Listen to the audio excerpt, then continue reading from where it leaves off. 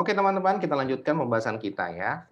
Kita akan bagaimana seandainya gitu ya, apabila kita ingin membeli suatu barang dengan menerbitkan saham, gitu ya, dengan menerbitkan saham. Jadi, membeli suatu aset PPE, tapi tidak dibayar memakai uang, karena nggak punya duit misalkan ya.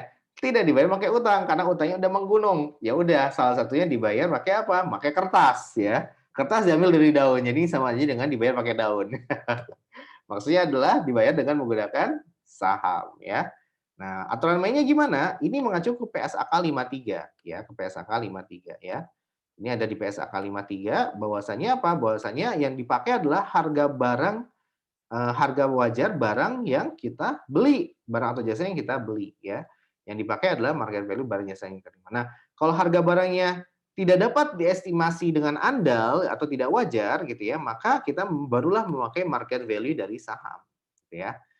Nah, dari sini. Oke, kita langsung aja contohnya ya. Contohnya adalah PT Sumbawa pada tanggal 5 Juni menerbitkan 20.000 lembar saham biasa dengan nilai par 100 untuk memperoleh hak paten. Ingat, paten ini adalah apa? Ini adalah aset tidak berwujud ya. Oke. Berarti ada 3 kondisi ketika pembelian ini gitu ya. Pertama, market value paten itu ada ting atuhlah atau tidak diketahui gitu ya. Yang diketahui adalah market value dari saham ya, 3 juta. Nah, gimana cara mencatatnya? Karena market value paten tidak diketahui, maka langsung aja market value saham. Jadi patennya berapa? Patennya adalah tinggal 3 juta. Nah, share capitalnya berapa? Ya senilai par value-nya 2 juta dan sisanya masuk ke premi. Nah, kemudian yang kedua, apabila market value patennya 3,1 juta, sedangkan market value saham tidak diketahui, ya udah langsung dicatat gitu ya, patennya senilai 3,1 juta. Sahamnya mengikuti ya. Share capital 2 juta berdasarkan fair value, sisanya adalah masuk ke share premium ordinary ya. Nah, yang ketiga adalah paten nggak tahu gitu ya, saham juga nggak tahu berapa market value-nya. Nah, akhirnya kita menggunakan, nilai dari appraisal value dari paten ya.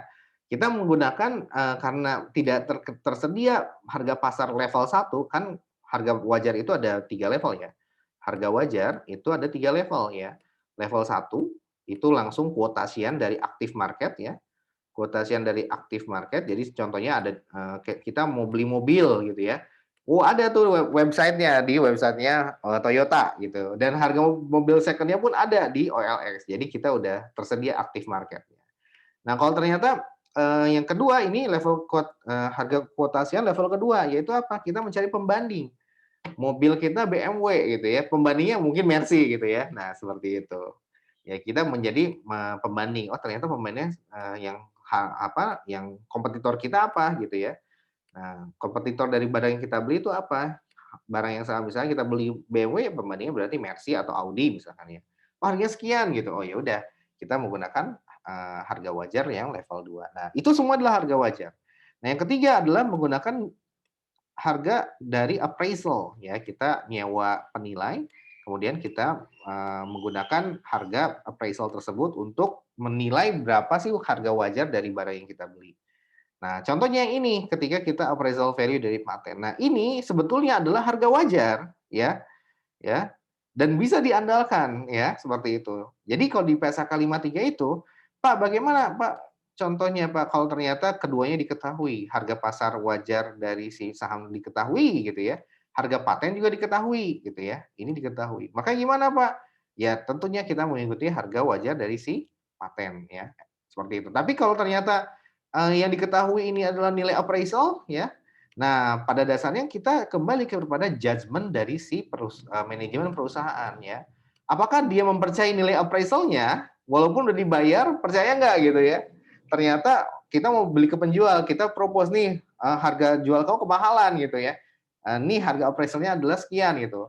Penjualnya nggak mau gitu ya. Artinya kita nggak akan bisa mengandalkan nilai dari appraisal tadi. Jadi kembali kepada si dan ternyata yang disepakati harga hasil nego gitu. Ya itu berarti harga hasil nego lah yang menjadi harga wajarnya. Nah, seperti jadi ketika kita mau beli barang, ya kita akan ikut ke harga yang penjual yang berikan ya. Nah, harga appraisal itu sebagai, patokan aja, ancer-ancer gitu. Oh kayak gini nanti apa namanya, belum tentu si penjual itu akan melepas barangnya sesuai dengan harga appraisal. Nah, tetapi appraisal ini adalah ancer-ancernya gitu. Jadi untuk nawar tuh barang gitu, untuk nawar itu paten. Nah, akhirnya terjadilah nego ya. Nah, ketika terjadi nego, pada saat negosiasi, harga hasil kesepakatan negosiasi tersebut, itulah yang menjadi harga utamanya gitu ya.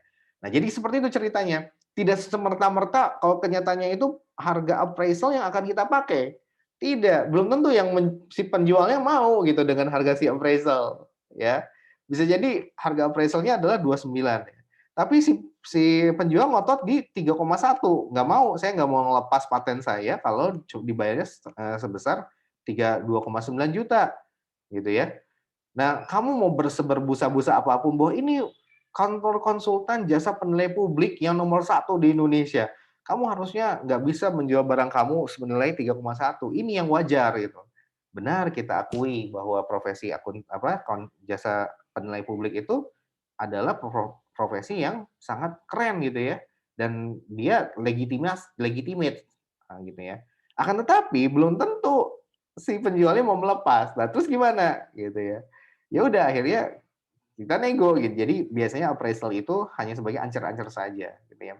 Nanti walaupun ini harga wajar ya, nanti terbentuklah harga baru misalkan di 3 juta. Nah, 3 juta inilah yang nanti akan menjadi nilai dari paten kita. Nah, jurnalnya gimana ya?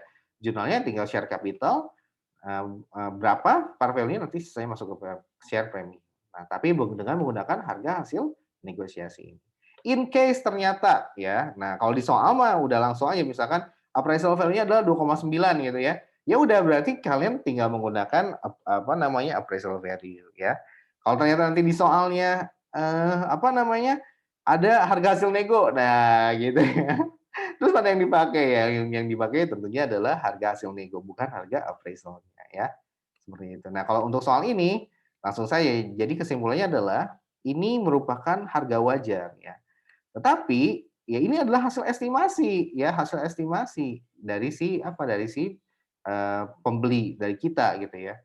Nah, tapi kembali lagi ketika mencatatnya ya tergantung apakah si penjual mau melepas paten tersebut dengan harga 2,9 juta atau tidak.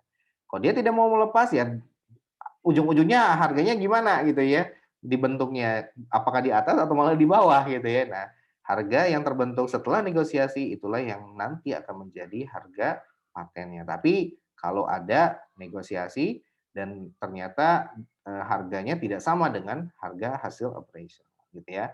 Nah, kalau seperti ini untuk kepentingan soal nggak misalkan tidak diketahui harga negosiasinya berapa, ya sudah langsung saja bahwa kita masih bisa menggunakan harga si appraisal dari si paten ini.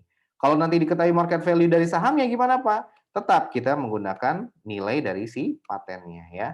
Karena belum tentu orang tuh mau melepas dengan harga si saham ini ya. Jadi kita tetap mengikuti nilai dari si patennya ya.